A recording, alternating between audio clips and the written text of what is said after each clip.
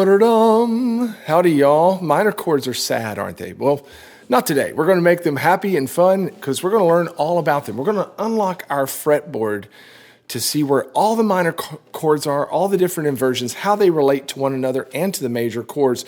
This is going to make you a better banjo player. So whether you're watching here on the site as a Gold Pick member at banjobenclark.com or perhaps you're viewing over on Facebook or YouTube or wherever, you're going to get a load of good knowledge today. I've got the three different major minor chord shapes, and then we're going to do some drills and some application to help it enter into your brain and become useful as you play. That's the point, right?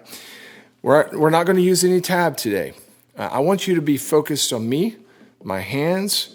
I want you to have your instrument in hand, put your fingers where I put my fingers. I think that's the best way to learn this fretboard knowledge, and it's my job to make sure that you remember it. If you are watching here at banjobenclark.com, you have the full, it's a big old lesson today, you have the full lesson. If you're watching somewhere else, I'd love to have you on board the site. As a Gold Pick member, you can access this full lesson as well as hundreds more for banjo, guitar, and mandolin. Let's dive into these minor chords. The first question we have to ask and answer is, what's a minor chord? Well, actually, we need to ask a question before that. So what's a major chord? Because if we have any major chord, we can turn it into a minor chord pretty easy. And that's what the whole purpose of this lesson is to help you see how easily it is to find them if you know your major chords. So there is a little bit of prerequisite knowledge required here, but I'll give you a quick review. And if you don't know what I'm talking about, you can go review that stuff on the site or just hang on, and some of this will soak in just by watching it. But you do need to go back and do some homework. What is a major chord? A major chord is the first, third, and fifth tone of a major scale. Okay, so that first tone is called the root, and then if you climb up that major scale, you get to the third tone, you keep climbing to the fifth tone. If you play those three notes together, you get a major triad. Okay, we can see that very easily on the banjo because the banjo is tuned to the G major chord openly, most of the time, right? And speaking of root, third, and fifth, we find that on our third, second, and first strings. So here's a G note. That's the root. And then if we were to climb up the G major scale, we have the third here with the open second string. Keep climbing. We have the fifth of the major scale there on that D string. So GBD is the 1-3-5, also known as the G major triad. Now we can find that all over the neck, right? We're going to review that here in a little bit. We can find it here. Okay, we're going to talk about those relationships. But now that we know where our major chords are, it's very easy to find the minor, because to make a minor chord, a minor triad, we're going to take that middle note, the third tone, and we're going to drop it 1/2 step or 1 fret, if you want to think about that. So instead of G, B, D, we would have to flatten it because that's an open string. But if we're playing the chord up the neck, let's say that we move that up 1 octave. So we're playing the same chord, we're just going to play it at the 12th fret, then we would just flatten the third. I'll show you all about that here in just a little bit. But the important thing that I want to leave you with first before we jump into these shapes is that the minor chords are going to have the same relationship to one another as the major chords. Keep that in mind. So if you know how to go back and forth between your major inversions, you're going to be able to go back and forth between your minors too, because all we're doing is changing 1 fret, okay? Very, very handy to know. And at the end of this lesson, I'm going to give you a drill where I make sure that you can't forget that. All right, so let's start with the first chord shape. That's going to be the bar shape. I want to show you how to make it minor, and then we'll move on from there. The first shape we're going to analyze is that bar shape that I mentioned. It's the most familiar shape on the banjo because it's what the banjo is tuned to. Most of the time we're playing an open G tuning. And I like to think about this little nut here as just being a finger. It's barring those chords. And I remember kind of being in awe when I realized that the banjo is tuned to an open chord, and that means that we could just put our finger down on the strings and play any major chord that we want to, right? G, C, D, G.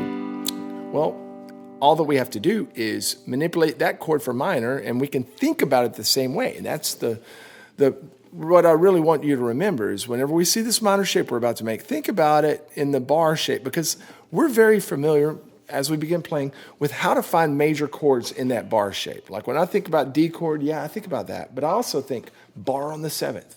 Well, I can immediately think where my minor chord shape is as well. Okay, so let's see how to find it. We're going to stay with the G chord for now, but since that bar, that nut down there won't let us flatten the 3rd, we're going to raise it up 12 frets. So we're just going up 1 octave, working with the same notes. They're just 1 octave higher.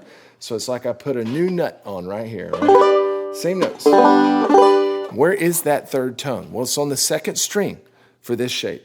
So if we're going to flatten that tone, we would move it from the 12th fret to the 11th fret. So we have to play the rest of the bar chord, but just move that 1 string down 1 fret. Now you can do that with all 4 fingers. It's possible. It looks like this. And there may be times when we use that full 4-fingered G minor chord or minor chord shape. However, 99.99% of the time that we're making this minor chord shape, we're just using the first 3 strings. And when we do that, we might use a little different finger choice. You're going to recognize it, I think, whenever I play it, and it looks like this. Where do we see that before?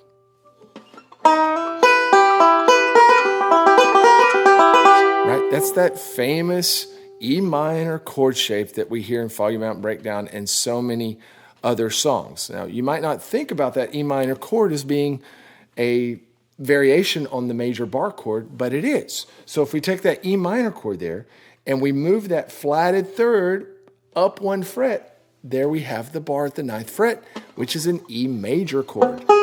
Okay, so that's what we've done. That's what Earl did, is he took that E major chord, made it a minor chord. He didn't do it, but somebody did, and he recognized that, and that's where he got his E minor shape there. Okay, so in fact, instead of calling it the bar shape, you could even refer to it as the Foggy Mountain E minor shape. And that might help you remember that. But what's really cool is when you're in a bind and you're looking for how to play a minor chord, somebody, you're playing the song and somebody says, it goes to a D minor.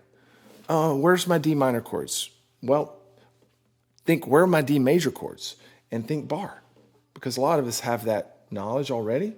7th fret, make it into the Foggy Mountain shape. Pretty cool, huh? Oh no, we need a B flat minor. What do we do? Well, where's my B flat bar? It's right here. Make it into the Foggy Mountain minor shape. There is B flat minor, right? Okay, so this is not rocket science. It's just understanding what the banjo fretboard holds for us. And you might take a moment now before we move on to the next shape and just work your way around the fretboard, finding your major chords in the bar shape, and then practicing turning them into the Foggy Mountain minor shape. Really, really good stuff. Let's move on to the next chord shape now. If you're watching somewhere else beside banjobenclark.com, I would love to invite you over as a Gold Pick member to see the rest of this lesson. We're going to learn 2 more minor shapes, and then I have a big application section for you to really be able to remember these things. If you are watching here on the site, just click on the next video segment to continue learning.